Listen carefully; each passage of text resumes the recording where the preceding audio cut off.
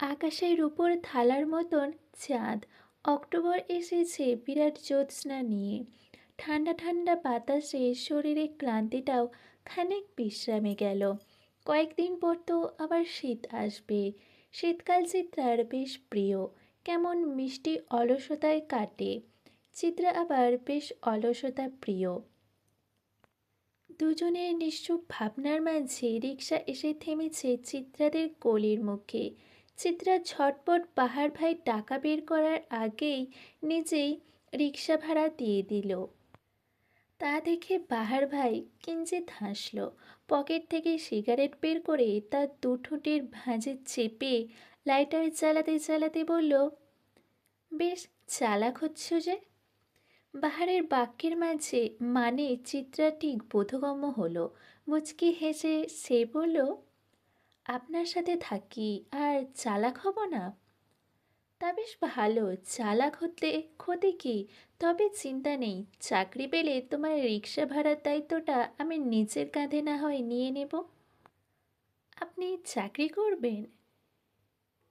হাঁটতে হাঁটতেই বাহারের দিকে তাকিয়ে চিত্রার প্রশ্ন। বাহার পায়ের কাছের খালি বোতলটাতে ছোট লাথি মেরে দিয়ে বলল, ভাবছি তো করব। রিক্সা ভাড়াটা দেওয়ার জন্য হলেও চাকরি করা জরুরি। তারপর আমায় বিয়ে করবেন তো বাহার ভাই? চিত্রার প্রশ্নে বাহার বিশেষ অবাক হলো না, কারণ সে জানে বয়ঃসন্ধিরা আবেগ প্রকাশ করতে ভীষণ পছন্দ করে। আর কিছু কিছু ক্ষেত্রে মানুষ তার প্রিয় মানুষের ক্ষেত্রে একটু বেশি বেহায়া হয়ে যায়। চিত্রাও তার বাহিরে না। বাহারকে চুপ থাকতে দেখে চিত্রা আবার প্রশ্ন করল, আমি আপনার এতটাই অপছন্দ? তুমি তো তোমার বাবার পছন্দের ছেলেকে বিয়ে করবে, তাই না? ওই যে ভদ্র সুশীল ছেলেটাকে। বাহারের ঠাট্টা মাখানো কথায় ছোট হয়ে এলো চিত্রার মুখ। ক্ষীণস্বরে বলল, আমার তো অভদ্র আপনারটাকেই পছন্দ। আমার তো অভদ্র আপনিটাকেই পছন্দ। বয়ঃসন্ধির আবেগ দিয়ে ফাঁসাতে চাইছ? একদম না, অষ্টাদশের ভালোবাসা দিয়ে ফাঁসাতে চাইছি। বাহার আর উত্তর দিল না। চিত্রা মন খারাপ করে বলল, চাকরিটা হবে তো? তোমার সাথে সংসার করতে হলে চাকরিটা হতেই হবে, তাছাড়া উপায় নেই। আচ্ছা, তোমার বাড়ির চিলে কোঠার ঘরের মতন একটা ঘরে কি কি আসবাবপত্র লাগবে বলো তো? সংসার সম্পর্কে ধারণা কম তো। বাহারের এমন অপ্রত্যাশিত কথায় হতভম্ব চিত্রা। চোখ মুখে খুশির ঝিলিক দিয়ে বলল, দিয়ে উঠল। সে চমকে যাওয়া কণ্ঠে বলল, এই জন্যই কি চাকরির খোঁজ করছেন? তোমার ভাই বেকারের কাছে তার বোনকে দিবে? যদি দেয় তাহলে না হয় খোঁজ না করলাম। চিত্রা কিছুক্ষণের জন্য বাক্যহারা হয়ে গেল। বাহার ভাই এত সহজে মেনে যাবে তা যেন তার ধারণার বাইরে ছিল। চিত্রা আর কিছু বলতে গেলেই থামিয়ে দিল বাহার। ক্ষীণকণ্ঠে বলল, বাড়ি এসে পড়েছে, ভিতরে যাও। সংসার করতে হলে ভালো রেজাল্ট চাই, না হয় সেসব চিন্তা বাদ। চিত্রা এতক্ষণ এতটাই অবাক হয়েছিল যে সে যে নিজের বাড়ির গেটের সামনে চলে এসেছে তা তার খেয়ালই ছিল না। বাহারের কথায় আশপাশ তাকিয়ে দেখল সত্যিই সে তার বাড়ির সামনে। বাহার চিত্রাকে আর কিছু না বলে সোজা হাঁটা দিল। চিত্রা বেশ উচ্চকণ্ঠে বলে উঠল, বাহার ভাই, আপনি আমার পুরো জীবনের লালকালির পূর্ণতা, যা জল করবে আমার প্রাপ্তির খাতায়। বাহার অবশ্য কথাটা শুনেও ফিরে তাকালো না। চিত্রা কতক্ষণ বাহারের ফেরার অপেক্ষা করে বাড়ির ভেতর চলে গেল। বাহার বুঝল তার পিছে যে অষ্টাদশের ছায়া নেই। বাহার আকাশের দিকে তাকিয়ে বেশ বিষণ্ণ দীর্ঘশ্বাস ফেলে বলল, রঙ্গনা, তুমি, আমি বিশাল অপ্রাপ্তির জীবনে হয়তো আরও একটা অপ্রাপ্তি। বাহারদের অনেক স্বপ্ন ঠিকই থাকে, কিন্তু তা ঝরে যায় রাতের আঁধারে। তুমি সকাল অবধি থাকলেও পারো রঙ্গনা। বাহার খারাপ, তবে তার স্বপ্ন না। আমাদের একটা ছোট সংসার হলে খারাপ হয় না। আমি অপ্রাপ্তির জোয়ারে গা ভাসিয়ে কিঞ্চিৎ প্রাপ্তি পেয়ে যেতাম তোমায় পেয়ে। আফসোস, বাহারদের জীবনের স্বপ্নগুলো ওই দূর আকাশের চেয়েও দূরের, যা ধরা ছোঁয়ার বাহিরে। তুমি না হয় মেয়ে বৃষ্টি হয়ে দিয়ে ছুঁয়ে। বাহারের কথাগুলো কি শুনল রঙ্গনা? হয়তো না। তাতে কি, একটা গোটা রাত তো দেখলো সংসার সাজানোর স্বপ্ন কত সুন্দর হয়। একটা গোটা আকাশ তো জানলো অপ্রাপ্তিদের কত বেদনা হয়। মোহিনীর কেসটা বন্ধ করে দেওয়া হয়েছে আরও সপ্তাহখানেক আগে। একদম গোলক ধাঁধার মতন এটা একই জায়গায় কেমন ঘুরপাক খাচ্ছিল, তাই তো বন্ধ করে দেওয়া হয়েছে। মোহিনীর ভাই মাহাতাবি বন্ধ করে দিতে বলে। এই গোলক ধাঁধায় আর কতদিনই বা ঘুরপাক খাবে। এই যে থেমে যাক সব ঝামেলা। নুরুল সওদাগররা লাস্টে আর একটা ক্লু পেয়েছিল, যে অ্যাসিড নিক্ষেপ করা ছেলেদেরকে অনবরত যে সিম থেকে ফোন দেওয়া হতো, সেই সিমটা কার নামে। ইনভেস্টিগেশন করতে গিয়ে দেখা গেল ওই দুই ছেলের মাঝেই আর একজনের আইডি কার্ড দিয়ে সিমটা কেনা হয়েছিল। কাকে ধরবে আসামি হিসেবে? ওই ছেলের দুটোকেও তো খুন করা হয়েছে। পরপর তিনজন মানুষকে একই ব্যক্তি খুন করেছে, কিন্তু সঠিক স্বচ্ছ প্রমাণের অভাবে বন্ধ হয়ে গেল ইনভেস্টিগেশন। তপ্ত দুপুরে বিরক্ত ভঙ্গিতে মাহতাব এসে বসল তার ঘরে। চাঁদনি নিচ থেকে ঠান্ডা শরবত নিয়ে এলো। আজকাল মাহতাব হুট করে কেমন রেগে যায়, মেজাজ চরম খিটখিটে থাকে তার। চাঁদনি মাহতাবের হাতে লেবুর শরবতটা ধরিয়ে দিয়ে আঁচল দিয়ে মাহতাবের মুখের ঘাম মুছিয়ে দিতে নিলেই তার হাত আটকে দেয় মাহতাব। চাঁদনি কিঞ্চিত অবাক হয়, উদ্গ্রীব হয়ে বলে, কি হয়েছে তোমার? অফিসে ঝামেলা হয়েছে? মাহতাব শরবতটুকু খেয়ে বেশ শব্দ করে টেবিলের উপর গ্লাসটা রাখে।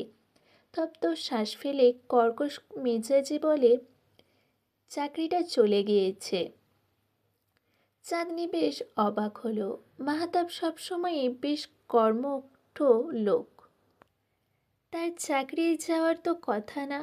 ব্যক্তিব্যস্ত হয়ে সে বলল, চাকরি চলে গিয়েছে মানে? কেন?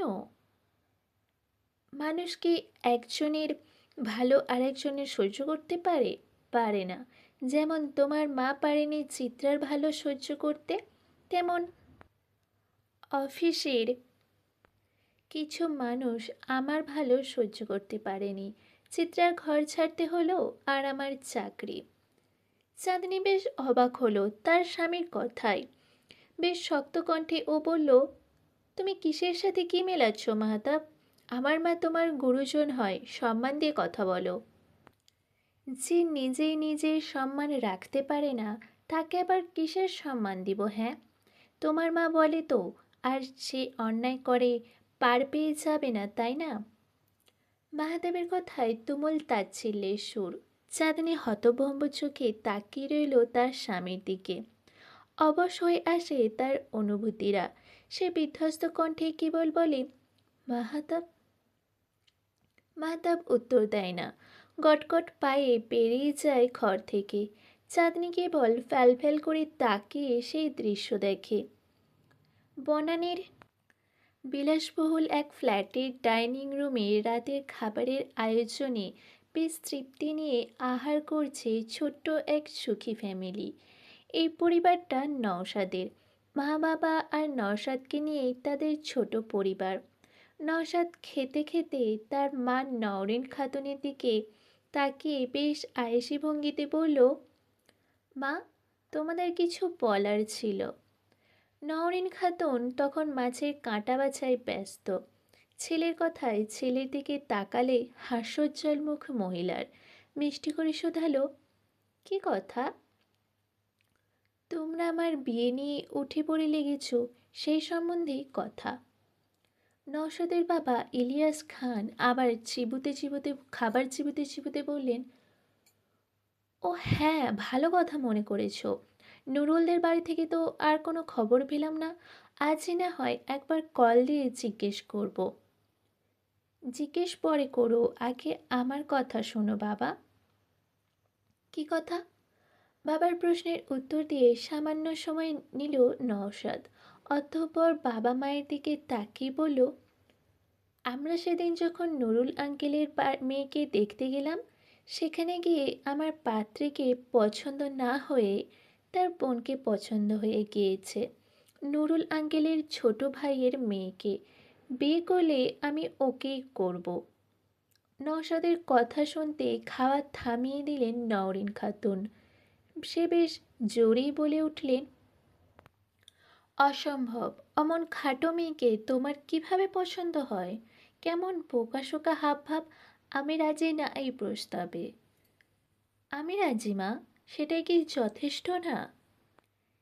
ইলিয়াস খান নিজের স্ত্রীর দিকে তাকালেন, নম্র কণ্ঠে বললেন, রাখছো কেন নওরিন? মেয়েটা তো সুন্দরী, আর নওশাদ যেহেতু পছন্দ করেছে সেহেতু।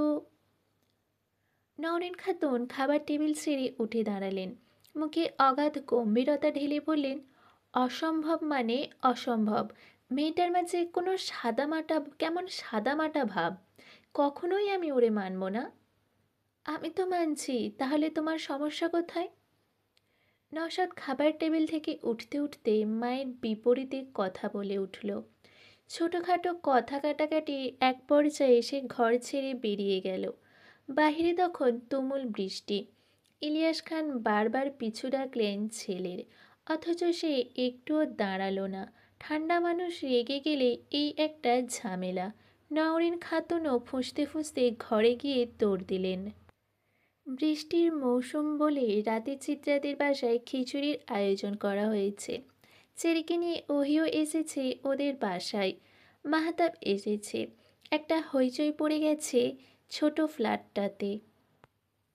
রান্নাঘরে ব্যস্ত মুনিয়া বেগম, তার হাতে হাতে সাহায্য করে দিচ্ছে চিত্রা আর ওহি। তুহিন আর ও মাহতাব ড্রয়িং রুমে বসে হরেক রকমের গল্প জুড়ে দিয়েছে। বাহারকেও বেশ কয়েকবার আসতে বলার পরেও অবশেষে সে আসার জন্য রাজি হয়েছে। বাহিরে তখন অঝোর ধারায় বৃষ্টি ঝরছে। ওহির ফোনে টুংটাং মেসেজের আনাগোনা। নওশাদের মেসেজ দেখে ওহি আর রিপ্লাই দেয়নি। উদ্দেশ্য হাতের কাজ শেষ করে রিপ্লাই দিবে। এমনিতে সে বিকেলে কথার ছলে বলেছিল আজ এ বাসায় আসবো। তবুও নওশাদের অত জরুরি তলবের মানে খুঁজে পেল না সে। বৃষ্টিতে কাক ভেজা হয়ে বাহার যেই না চিত্রাদের বিল্ডিংয়ে প্রবেশ করতে নেবে, সেই মুহূর্তেই তার চোখে পড়ল ফর্সা সুন্দর পরিচিত পুরুষ দেহের প্রতিচ্ছবি। বাহারের কপালে ভাঁজ পড়ল। অবাক কণ্ঠে বলল, আপনি নওশাদ না? নওশাদ এতক্ষণ ভিজে একাকার। সামনের পুরুষটির মুখে হুট করে নিজের নাম শুনে সে বেশ চমকালো। থতমত খেয়ে বলল, হ্যাঁ আমি নওশাদ, আপনাকে তো ঠিক চিনলাম না। বাহার ফিচলে হাসল, রহস্য করে বলল, চেনার কথাও না। তা এত রাতে এখানে কি? বাহারের প্রশ্নে কিছুটা হোঁচট খেলেও নওশাদ কি বলবে ভেবে না পেয়ে কতক্ষণ আমতা আমতা করল। অতঃপর কোনো অছিলা খুঁজে না পেয়ে বোকা বোকা কণ্ঠে বলল, অনেক বৃষ্টি তো, তাই এখানে দাঁড়িয়েছি। বনানীতে বুঝি দাঁড়ানোর জায়গা নেই? সোজা ধানমন্ডি এসে পড়েছেন দাঁড়ানোর জন্য? নওশাদ অবাক হলেন। সামনের ছেলেটা যে তার সম্পর্কে অনেক কিছু জানে তা আর বুঝতে বাকি রইল না তার। মাথা এপাশ ওপাশ ঘোরাতে ঘোরাতে সে কথা খুঁজে বেড়ালো। মাথা এপাশ ওপাশ ঘোরাতে ঘোরাতে সে কথা খুঁজে বেড়ালো। বাহারও ঠাঁই দাঁড়িয়ে দেখল নওশাদের কাণ্ড। নওশাদকে এখানে দেখে যতটা বিস্মিত হওয়ার কথা ছিল সে ততটা বিস্মিত হলো না। কারণ এর আগে ওহির সাথে প্রায় কয়েকবারই সে নওশাদকে দেখেছে। তাই হয়তো নওশাদের এখানে আসার কারণও আজ করতে পেরেছে। বাহারের বরাবরই ষষ্ঠীয় ইন্দ্র বেশ প্রখর। বাহার তাই নওশাদকে স্বাভাবিক করার জন্য বলল, ওহির সাথে দেখা করবেন? তাহলে উপরেই চলুন। নওশাদ আবারও থতমত খেল। অবাক কণ্ঠে বলল, আপনি ওহিকেও চেনেন? চিনব না? বেশ বুদ্ধিমতী মেয়ে সে। আপনি ভীষণ ভাগ্যবান বলা চলে। বাহারের চেয়ে নওশাদও বোধ হয় কিছুটা কম চতুর না, তাই তো সে কায়দা করে বলে ফেলল, আপনি তাহলে অমন ভাগ্য ফেরালেন কেন? এবারে যেন বাহার অবাক হলো না, কারণ সে জানে বাহারের প্রতি ওহি যে মুগ্ধতা, সে মুগ্ধতা ওহি প্রকাশ না করে থাকতে পারবে না।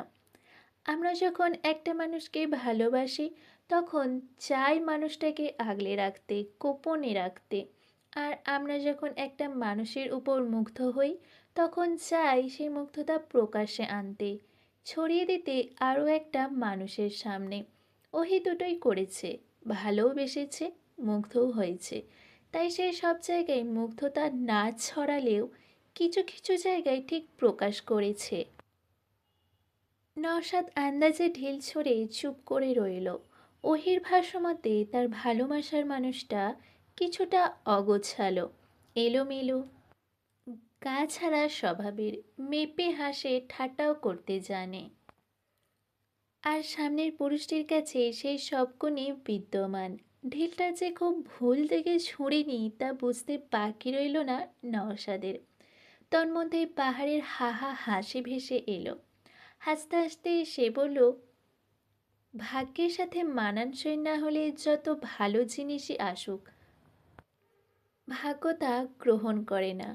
যেমন ওহি ম্যাচিওর্ড, সে আমাকে যতটুকু বুঝে ততটুকুও আমায় কেউ বুঝেনি। তাতে কি, ভালোবাসার ক্ষেত্রে প্রাধান্য পায় মনের শান্তি। ওহি আমার চিন্তা ভাগ করতে পারলেও মানসিক শান্তির কারণ হতে পারবে না কখনো। নওশাদ যে খুব ভুল আন্দাজ করেনি তা বাহারের কথাই বোঝা গেল। বাহারের কথার গম্ভীরতা বেশ ভালো লাগলো নওশাদের। তাই তো সে মুচকি হেসে উত্তর দিল, সেই জন্য আপনি ধন্যবাদ প্রাপ্য। ভাগ্যে সে আপনার মানসিক শান্তি হয়নি, তাহলে তো পরে আমাকে অশান্তিতে কাটাতে হতো। বাহার আর নওশাদ সমস্বরে হেসে উঠল। ভেজা শরীর নিয়ে চিত্রাদের ফ্ল্যাটে প্রবেশ করলো বাহার। কিছু কুশলাদি বিনিময় করেই চলে গেল তুহিনের জন্য বরাদ্দকৃত রুমে। বৃষ্টির পানিতে ভেজার পর একটু গোসল না করলে কেমন কেমন যেন লাগে। বাহার ঘরে যাওয়ার আগে ওহিকে একটু ইশারা করে সাথে যেতে, তার সাথে যেতে। ওহি অবশ্য এতে অবাক হয়। বাহার ভাই কখনো আকারে ইঙ্গিতে কথা বলার মানুষ না। ওহি ঘরে ঢুকতেই বাহার গলা পরিষ্কার করল, ঠাট্টার স্বরে বলল, তোমার জন্য কে যেন অপেক্ষা করছে নিচে। ওহি অবাক হলো, অবাক কণ্ঠে বলল, কে? বনানী থেকে ধানমন্ডি আসার গল্প। বাহারের হেয়ালি কথায় কপাল কুঁচকাল ওহি। আর প্রশ্ন না করে সে দ্রুত প্রস্থান করল রুম থেকে। বাহারও নিজের পকেট থেকে টুকটাক জিনিসপত্র বের করে গোসল করতে চলে গেল। এর আগেও এই বাড়িতে সে দু একবার গোসল করেছে, তাই তার টি শার্ট এখানে আছে। দীর্ঘ 15 মিনিট পর প্রশান্তিকর গোসল দিয়ে বের হলো বাহার, চোখে মুখে তৃপ্তি। কিন্তু বের হয়ে চিত্রার টলমলে চক্ষু যুগল দেখে সে থেমে গেল। তোয়ালে দিয়ে মাথা মুছতে মুছতে প্রশ্ন করল, কি হয়েছে? চিত্রা উত্তর দিল না, তবে মাথা নিচু করে আগের জায়গায় দাঁড়িয়ে রইল। বাহার এতে কিঞ্চিত বিরক্ত হলো, কপাল কুঁচকে বলল, এখানে দাঁড়িয়ে কোন জামাই মরার শোকে কাঁদছ? কাঁদার জন্য কি বাহিরের জায়গার টান পড়েছে? বাহারের দিকে অভিমানিনী চোখ মেলে তাকালো চিত্রা। হাতের ভাঁজে চেপে রাখা কাঁঠালি রাঙা খামটা মেলে ধরে তাচ্ছিল্য করে বলল, আপনি তবে আমায় ভালোবাসেন না বাহার ভাই? চিত্রার হাতে নিজের অতীব মূল্যবান খামটা দেখেই সাথে সাথে ছিনিয়ে নিল বাহার। ধমক দিয়ে বলল, কারো জিনিস জিজ্ঞেস না করে ধরেছ কেন? দুঃখিত বাহার ভাই। বাহার মাথায় বাহারের মাথায় তখন দাও দাও করে জ্বলছে আগুন। সে জানে চিত্রা জেনে বুঝে ধরেনি, তবুও তার রাগ কমল না।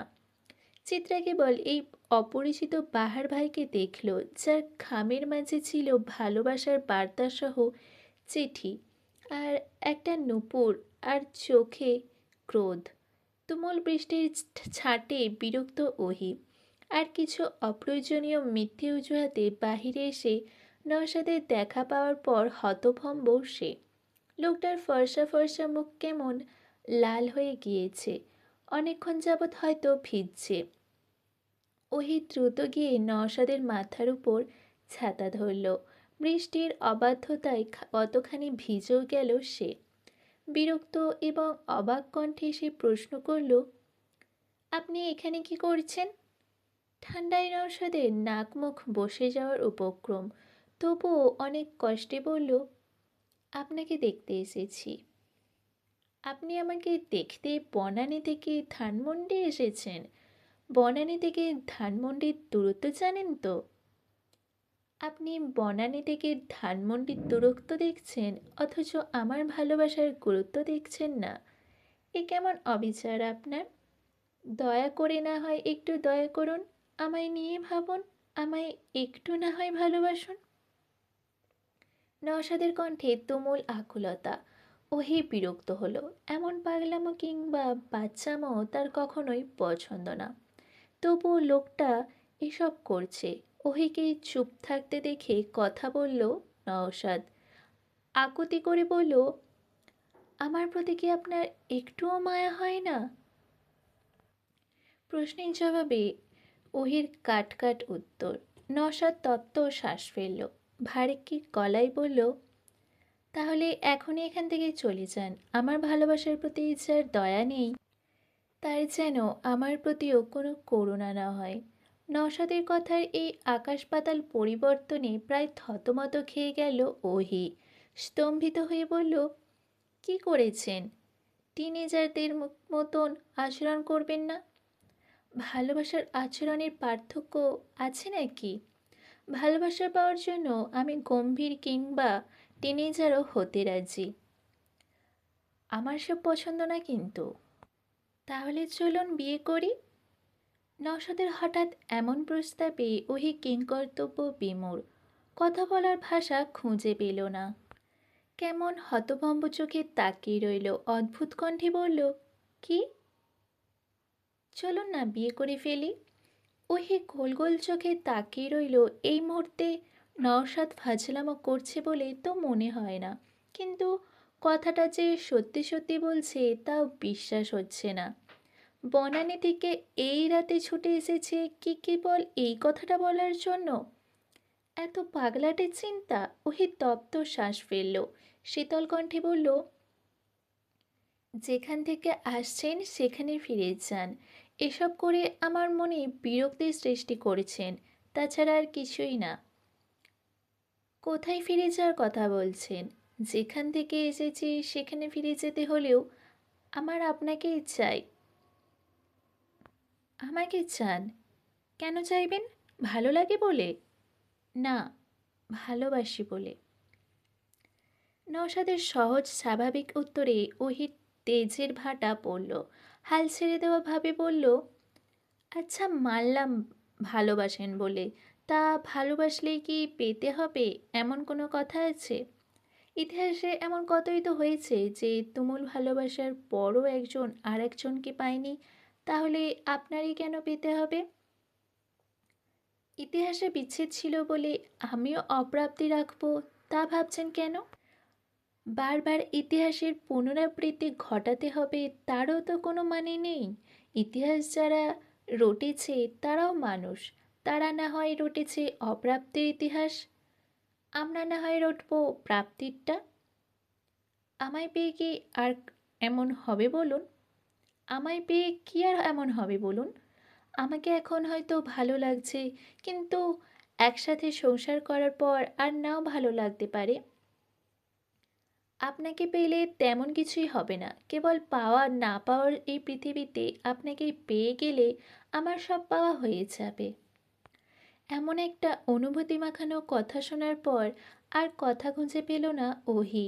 বিরক্ত দেখাতে গিয়ে দেখল কি আশ্চর্য, তার বিরক্ত লাগছে না। তবুও সে মিছে বিরক্তির ভাব ধরল। নাক মুখ ফুলিয়ে চোখ চলে গেল নিজের বিল্ডিংয়ে। নওশাদ পিছন থেকে চিল্লিয়ে বলল, আপনি বিয়ের জন্য রাজি না হলে আজই আমি বৃষ্টিতে ভিজে ভিজে আমার জান দিয়ে দেব। ওহে গোপন হাসল, মুখ ভেঙচি দিয়ে বলল, বৃষ্টিতে ভিজলে কেউ মরে না, ভিজতে থাকুন। বৃষ্টিতে না মরলেও আপনার ওই হাসিতে ঠিকই মরেছি। ওহি আর পিছু ফিরল না, চলে গেল নিজের ফ্ল্যাটে। নওশাদের কথাটা সে নেহাতি হাওয়ায় উড়িয়ে দিল। ভাবল নওশাদ হয়তো মজা করেই বলেছে, কিন্তু অপরদিকে নওশাদ নাছোড়বান্দা, তা যে জানা নেই রমণীর। মন খারাপের আকাশে বিদ্রোহ ঘোষণা করল অভিমানেরাও। চিত্রা পাহাড়ের তীক্ষ্ণ কথা হজম করে চুপ করেছিল, কিন্তু তার চেয়েও বেশি তাকে চুপ করিয়েছে পাহাড়ের আনা অন্য কারোর জন্য নূপুর আর চিঠি। চিঠিটা পড়তে পারেনি, তবে যতটুকু দেখেছে মুগ্ধতা ভরা ছিল। কারোর জন্য খুব যত্নে লিখেছিল চিঠিটা। বাহার চিত্রাকে ছাড়াও অন্য কারো কথা চিন্তা করছে ভাবলেই অষ্টাদশীর বক্ষ মাঝে তুমুল তোলপাড় শুরু হয়। প্রিয় মানুষের ক্ষেত্রে আমি একটু বেশি স্বার্থপর হই। সব ভাগ করা মানুষটাও প্রিয় মানুষের ভাগ সহ্য করতে পারে না, কিন্তু বাহার ভাইকে তা জানিয়ে লাভ নাই। মানুষটা তো এমনই, অনুভূতি বুঝলেও প্রকাশ্যে তার মূল্য দেয় না কভু। অথচ সেই বাহার ভাইয়ের জন্যই অষ্টাদশীর এত হাহাকার। ভরপেট খাওয়া দাওয়ার পর ড্রয়িং রুমে ছোটোখাটো একটা আড্ডার আসর বসল, কিন্তু চিত্রার মন বসল না সেই আসরে। সে কাজের নাম দিয়ে উঠে চলে গেল। তখনও প্রকৃতিতে ভরা বর্ষণ। বারান্দার ছোট ছোট শিকের জানালা কলি হাত ভিজাতে পারছে না বলে চিত্রার মন আরও খারাপ হলো। কেবল দেখেই যেতে হলো নিবিড়ে সেই বর্ষণধারা। তন্মধ্যেই চিত্রা নিজের পিছনে কারো উপস্থিতি অনুভব করল। মানুষটাকে দেখার আগেই মানুষটার গম্ভীর পুরুষালী কণ্ঠ ভেসে এলো, ভালোবাসা যখন মানসিক শান্তি না হয়ে মাথা ব্যথার কারণ হয়, তবে নির্দ্বিধায় বলা যায় সে ভালোবাসার মানুষটি ভুল। চিত্রা কণ্ঠের মালিককে চিনল, কিন্তু এই মানুষ এমন কথা বলতে পারে ভেবেই তার অবাক লাগলো। অবাক কণ্ঠে বলল, দুলাভাই আপনি? চিত্রার বিস্মিত মুখ দেখে হাসল মাহতাব। পকেটে হাত গুঁজে হেলতে দুলতে চিত্রার সামনে এসে দাঁড়ালো। ছোট্ট একটা শ্বাস ফেলে বলল, ভালোবাসার মানুষ ভুল হলে ভালোবাসা ফুল না হয়ে কাঁটা হয়ে রবে কিন্তু শালিকা। চিত্রা কথা বলল না। দুলাভাই কিছু বুঝতে পারল কি না ভেবে তার বুক কাঁপল। ক্ষীণস্বরে বলল, কি বলছেন এসব? তোমাদের বয়সে এমন যে এটা বলতে হচ্ছে, শোনো, কোনো সম্পর্ক যদি তোমায় ব্যথা দেয়, তিল তিল করে মারে, তবে তুমি বরং সে সম্পর্কই মেরে ফেলো। মনে রেখো, ভুল কারণে নিজে মরার চেয়ে ভুল কারণটার মৃত্যু হওয়া ভালো। চিত্রা কি বুঝল কে জানে, কেবল অনবরত মাথা নাড়ালো। চিত্রাকে খুশি করতে হাস্যোজ্জ্বল মাহতাব বলে উঠল, চলো আজ রাতে রাস্তা ঘুরবো, বৃষ্টিতে ভিজে আইসক্রিম খাবো, যাবে? চিত্রা কতক্ষণ ভেবে রাজি হয়ে গেল। এতক্ষণের মন খারাপটা তার হুট করেই ভালো হয়ে গেল। তখন প্রায় মধ্যরাত। চিত্রাদের ফ্ল্যাটে কেবল ওহি আর মুনিয়া বেগম রয়েছে। চিত্রার চেরি, মাহাতাব, তুহিন তো কিছুক্ষণ আগেই বের হয়েছে রাত্রেই রাস্তা ঘোরার জন্য। বাহার ভাইও তারপর বেরিয়ে গিয়েছে। ওহি, মুনিয়া বেগম নিজেদের মতন ঘুমিয়ে পড়ল। রাত 3টে। হুট করে সশব্দে বেজে উঠল ওহির ফোন। কড়া ঘুমটা হঠাৎই হালকা হয়ে এলো ফোনের শব্দে। ওহি বিরক্ত হলো, চোখ মুখ কুঁচকে ফোনটা রিসিভ করতেই অপর পাশ থেকে বাহার ভাইয়ের কণ্ঠ ভেসে এলো। আমায় ভালোবাসো ওহি? ওহির ঘুমিয়ে থাকা মস্তিষ্কে হুট করে এমন কথাটা কেমন ভোঁতা ভোঁতা অনুভূতির সৃষ্টি করলো। ঘুমিয়ে থাকা মস্তিষ্ক জেগে উঠল সেকেন্ডের মাঝেই। ওহি চুপ থেকে রহিস হয়ে উত্তর দিল, ভালোবাসতাম, এখন ভালোবাসা ছেড়ে দিয়েছি। উত্তরটা শুনে ফোনের অপর পাশের বাহার ভাই কি একটু হাসলো? হ্যাঁ, হয়তো হাসলো। ক্ষীণ হেসে বলল, এটা তোমার জীবনের সবচেয়ে উত্তম সিদ্ধান্ত। আর একটা উত্তম সিদ্ধান্তও নিয়ে ফেলো তো ঝটপট। ওহি ভ্রু কুচকালো, প্রশ্নাত্মক কণ্ঠে বলল, কি? তোমাদের বাড়ির নিচে যে ছেলেটা বৃষ্টিতে ভিজেছে এই মাঝরাত্রি অবধি, তার অপেক্ষার অবসান ঘটিয়ে ফেলো। তুমি বুদ্ধিমতী মেয়ে, তুমি অনবরত ছুটে চলা ঘড়ির কাঁটা। আমার মতন বেকার বাহারের জন্য থেমে থাকা তোমার মানায় না। আমরা তো বেকার মানুষ, আমরা হলাম অযত্নের কংক্রিট। মানুষ ভাবে পাথর মন, দিলাম না হয় একটু ভেঙে। কংক্রিটের আড়ালেও হৃদয় নরম মানুষ কি আর তা জানে? একটা মৃত্যুর স্বাদ পেতে বেকার মরে রোজ। তাই তো সমাজ নিয়ম করে আমাদের স্বপ্ন করছে ভোজ। ফ্যানের সাথে কি যেন ঝুলে ডাকে মরে মুক্তি হেথায়। বাঁচবার স্বাদ বেকারেরও আছে, সে কথা কি সমাজে বিকায়? যোগ্যতার সার্টিফিকেট তাচ্ছিল্যে ভাসে অযোগ্যদের কাছে। একটা চাকরি না পেলে বেকারদেরও প্রেমও মিছে। তোমাদের অবশ্য সেই পিছুটা নেই, প্রেম মিছে হওয়ার ভয় নেই। মধ্যরাতে তোমার দরে ভালোবাসা চাওয়া মানুষটাকে না হয় আজ একটা কিছু বলেই দেও, মুক্তি না হয় প্রেমের মুক্তি না হয় প্রেমের মৃত্যু। ওহি চুপ করে বাহার ভাইয়ের কথা শুনল। অপর পাশ থেকে কলটা কাটতেই সে ওড়নাটা জড়িয়ে সাবধানে ফ্ল্যাটের দরজা আটকে নিচে নেমে গেল। তখনও বৃষ্টি পড়ছে বিরতিহীনভাবে। বিল্ডিং ছেড়ে রাস্তায় নামতেই জুবুথুবু নওশাদকে চোখে পড়ল ওহির। বেচারা শীতে কাঁপছে। ওহি বেশ শক্তপোক্ত মুখ নিয়ে এগিয়ে গেল নওশাদের কাছে, শক্ত কণ্ঠে বলল, আপনি না গিয়ে এখানে দাঁড়িয়ে ভিজছেন? এসব করে আপনি কি বোঝাতে চাচ্ছেন? আমায় বিয়ে করে নিলেই তো পারেন, বাঁচিয়ে নিন না আমায়। ওহির মুখে তুমুল কাঠিন্যতা, কর্কশ কণ্ঠে বলল, আমার জন্য যে ছেলেটা মধ্যরাত অবধি এমন পাগলামো করতে পারে তাকে ফেরানোর সাধ্যে আমার নেই। এত রাতে কাজী অফিস খোলা থাকবে তো? নওশাদ ভেবেছিল এবারও বরাবরের মতন প্রত্যাখ্যান আসবে, কিন্তু ওহির কথায় সে হতভম্ব। ভাব দেখে ওহি নওশাদের হতভম্ব ভাব দেখে ওহি ঠাট্টা করে বলল, বিয়ে কি করবেন? না, শাহিদ হওয়ার ইচ্ছে এখনো আছে। বিয়ে কি করবেন না? শহীদ হওয়ার ইচ্ছে এখনো আছে?